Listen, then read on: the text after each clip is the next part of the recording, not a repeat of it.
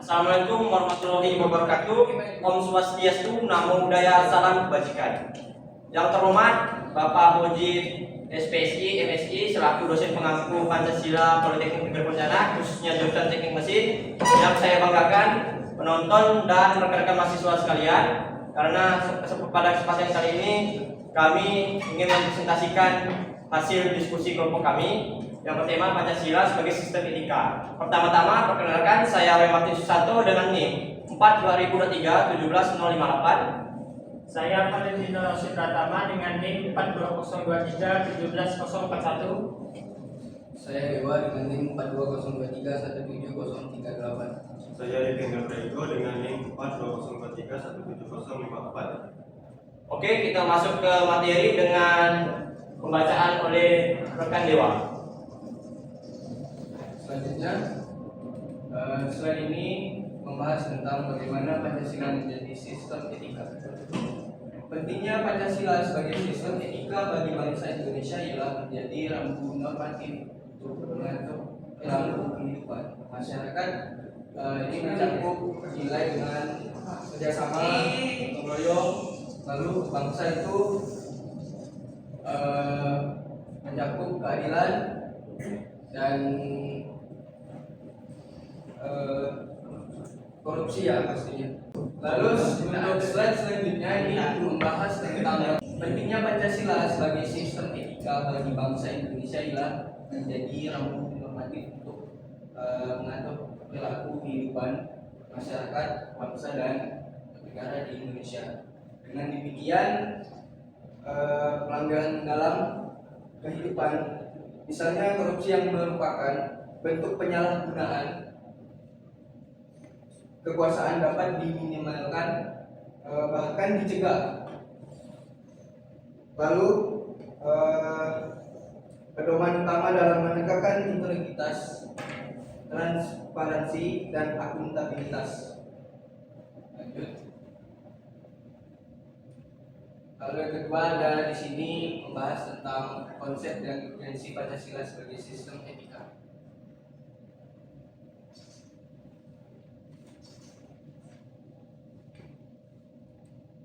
Lalu masuk di pengertian etika. Sebagai sistem etika, Pancasila ialah ajaran nilai-nilai yang mengatur perilaku masyarakat, bangsa dan negara.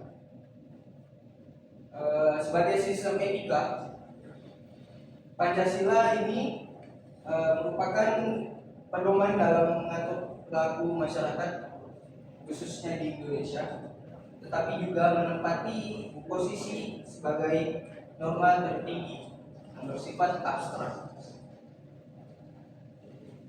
Lalu yang kedua, aliran etika.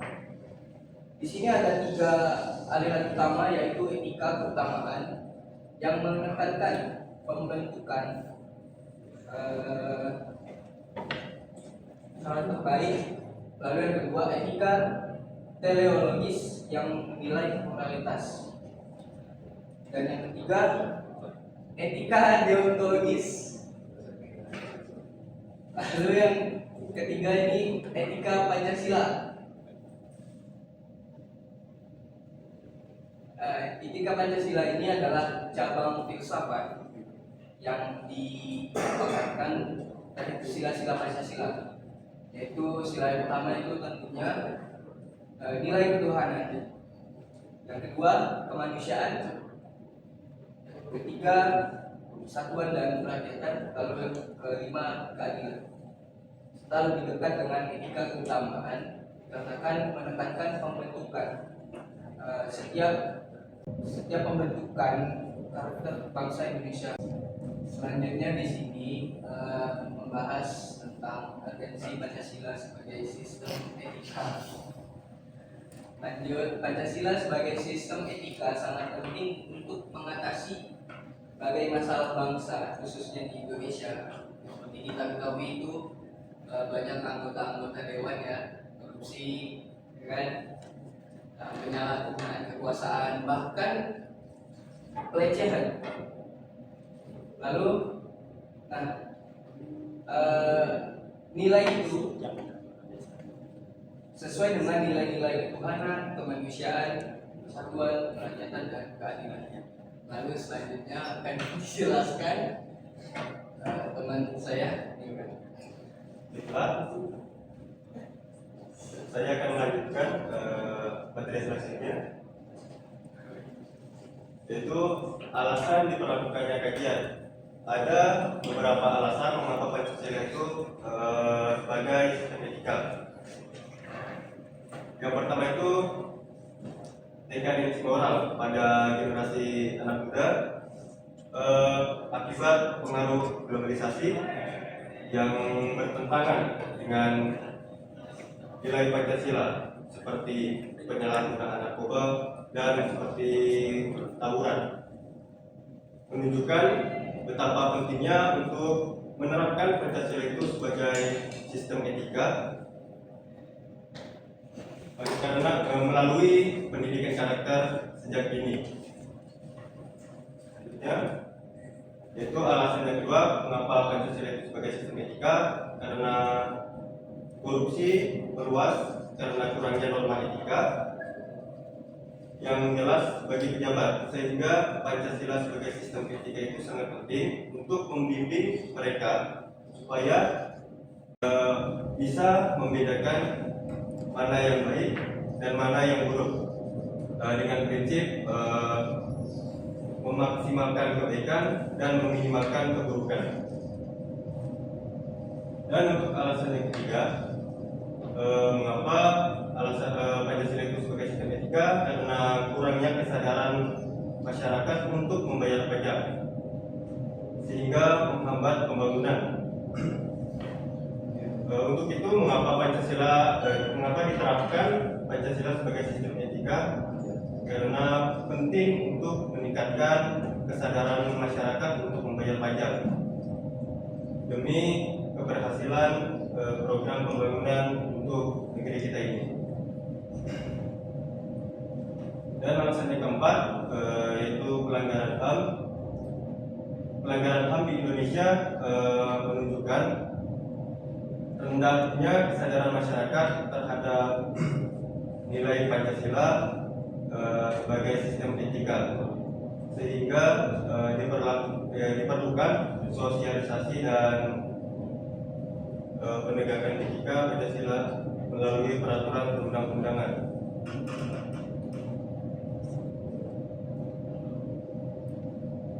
Alasan yang kelima yaitu kerusakan lingkungan akibat tindakan egois dari masyarakat dan emosional, seperti pembakaran lahan, pembakaran hutan di Riau, menunjukkan perlunya penerapan nilai Pancasila sebagai sistem etika dalam peraturan perundang-undangan yang tegas untuk melindungi kehidupan dan masa depan bangsa. Baik, selanjutnya adalah sumber historis, sosiologis, dan politis tentang Pancasila sebagai sistem etika. Sumber historis. Pada zaman Orde Lama, Pancasila sebagai sistem etika masih berbentuk sebagai filosofis Grundslag atau Welten dan Sejauh, yang artinya yaitu belum menjadi sistem etika resmi, tapi moralnya sudah hidup di kalangan masyarakat. Misalnya kemandirian bangsa yang oleh Presiden Soekarno disebut dengan istilah berdikari atau berdiri di atas kaki sendiri.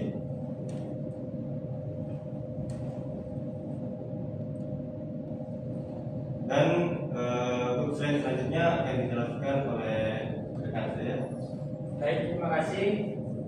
Untuk slide selanjutnya yaitu sumber historis tentang Pancasila sebagai sistem etika pada era reformasi. Pada era reformasi, Pancasila sebagai sistem etika tenggelam dalam lingkup perebutan kekuasaan yang mengarah pada penyelenggaraan etika politik, terutama penyalahgunaan kekuasaan atau abuse of power oleh penyelenggara negara di legislatif, eksekutif, dan yudikatif yang memicu korupsi di berbagai kalangan pemerintah. Selanjutnya yaitu sumber sosiologis tentang Pancasila sebagai sistem etika. Sebagai sistem etika, nilai-nilai Pancasila tercermin dalam kearifan lokal berbagai etnik di Indonesia, seperti prinsip musyawarah orang Minangkabau, yaitu bulat air oleh pemburu, bulat kata oleh mufakat, yang menunjukkan perlunya penelitian mendalam terhadap kekayaan budaya tersebut. Terakhir, sumber politis tentang Pancasila sebagai sistem etika. Pancasila sebagai sistem etika berakar pada norma dasar atau Grundnorm yang menjadi sumber penyusun dan peraturan perundang-undangan di Indonesia dengan etika politik meliputi tiga dimensi utama, yaitu tujuan untuk mencapai kesejahteraan dan keadilan masyarakat, sarana berupa sistem dan prinsip penyelenggaraan negara, serta aksi politik sebagai pelaksanaan nilai-nilai tersebut dalam politik pemerintahan. Slide selanjutnya membahas tentang membangun argumen tentang dinamika dan tantangan Pancasila sebagai sistem etika. Segelintir orang kelompok tertentu. Nah, ini nih bertentangan dengan Pancasila nomor 4. Nah, yang ketiga tentang tantangan terhadap sistem etika Pancasila pada era reformasi berupa euforia, kebebasan berpolitik sehingga mengabaikan norma-norma moral. Misalnya nih, munculnya anarkisme yang memaksa kehendak dengan mengatasinya kebebasan berdemokrasi. Kemudian yang selanjutnya mendeskripsikan esensi dan urgensi Pancasila sebagai sistem etika. Nah, apa sih esensi dan urgensi Pancasila? Mari kita bahas. Yaitu yang pertama, Pancasila ketuhanan mengandung keyakinan bahwa Tuhan adalah menjamin prinsip-prinsip moral. Oleh karena itu, setiap perilaku harus berlandaskan pada nilai-nilai moral yang bersumber dari norma agama. Prinsip moral ini yang bersandar pada norma agama memiliki kekuatan force, yang artinya untuk dilaksanakan oleh pengikutnya. Yang kedua, sila kemanusiaan berakar pada actus humanus, yaitu tindakan manusia yang memiliki implikasi dan konsekuensi moral. Yang ini dibedakan dari actus homini atau tindakan biasa. Tindakan bermoral ini tercermin dalam sikap adil dan beradab yang tercantum pada Pancasila nomor 3 dan menjunjung tinggi nilai kemanusiaan seperti kebaikan, kearifan dalam hubungan antar manusia maupun antar makhluk hidup. Nah, yang ketiga, sila persatuan ini menekankan kesediaan hidup bersama sebagai bangsa, mengutamakan kepentingan bersama di atas kepentingan pribadi atau kelompok atau individu. Sistem etika ini dibangun atas dasar semangat kebersamaan antar kelompok dan solidaritas sosial yang menjadi kekuatan dalam menghadapi ancaman-ancaman nilai yang memecah belah bangsa. Nah, adapun yang keempat, sila kerakyatan menekankan prinsip musyawarah untuk mufakat. Ini berarti menghargai pendapat orang lain dalam mengambil sebuah keputusan, seperti menghargai diri sendiri serta menjunjung tinggi prinsip demokrasi dan partisipasi dalam pengambilan keputusan. Nah, kemudian ada yang kelima, sila keadilan sosial. Sila ini merupakan perwujudan etika, tidak hanya menekankan kewajiban deontologi yang artinya tujuan akhir, teologi yang artinya tetapi juga menekankan keutamaan moral, virtues atau etis dalam menciptakan keadilan bagi seluruh rakyat Indonesia yang tercantum pada sila nomor 5. Kemudian ada urgensi Pancasila sebagai sistem etika yang harus kita hal-hal yang penting harus kita lihat, seperti urgen bagi pengembangan Pancasila sebagai sistem etika meliputi hal-hal sebagai berikut. Yang pertama, meletakkan sila Pancasila sebagai sistem etika berarti merupakan Pancasila sumber moral dan inspirasi bagi penuntut sikap, tindakan dan keputusan yang diambil setiap warga negara. Nah, ini artinya nih kita mengambil keputusan itu sesuai dengan etika Pancasila. Yang kedua, Pancasila sebagai sistem etika memberi guidance bagi setiap warga negara sehingga memiliki orientasi yang jelas dalam tata pergaulan baik lokal, nasional maupun regional maupun internasional. Pancasila sebagai sistem etika ini dapat menjadi dasar analisis bagi sebagai kebijakan yang dibuat oleh penyelenggara negara sehingga tidak keluar dari semangat negara kebangsaan yang berjiwa Pancasila. Nah, kemudian yang terakhir, Pancasila sebagai sistem etika dapat menjadi filter atau saring prioritas nilai yang berkembang dalam kehidupan negara sebagai dampak globalisasi yang mempengaruhi pemikiran warga negara. Nah, ini artinya nih kita harus menyaring perilaku di internasional maupun nasional sesuai dengan Pancasila yang berlaku di Indonesia. Kemudian dari presentasi kami ini, apakah ada yang ingin ditanyakan dari rekan-rekan mahasiswa sekalian? Bang, saya mau bertanya, Bang. Ya, silakan.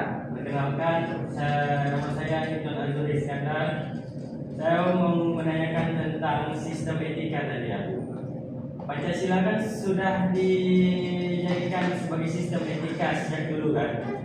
Nah, kenapa sekarang masih ada tindakan seperti korupsi dan pelanggaran moral sampai saat ini, Bang? Baik, izin menjawab saudara Ibnu Ajuri. Nah, kita balik lagi ke slide sebelumnya.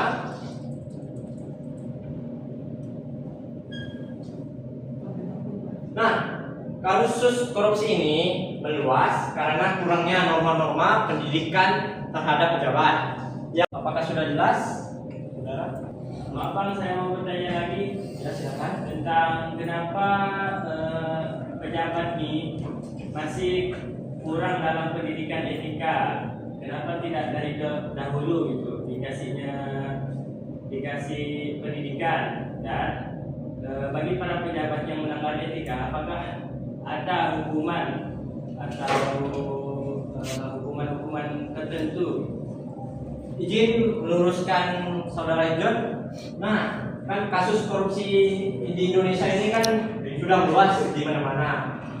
Namun para pejabat ini kurangnya norma etika yang jelas bagi pejabat, sehingga Pancasila sebagai sistem etika ini sangat cenderung diabaikan oleh para pejabat, karena para pejabat ini mementingkan individu tanpa mementingkan antar masyarakat dan bangsa dan bernegara. Karena itu Pancasila sebagai sistem etika ini kurangnya kesadaran bagi pejabat.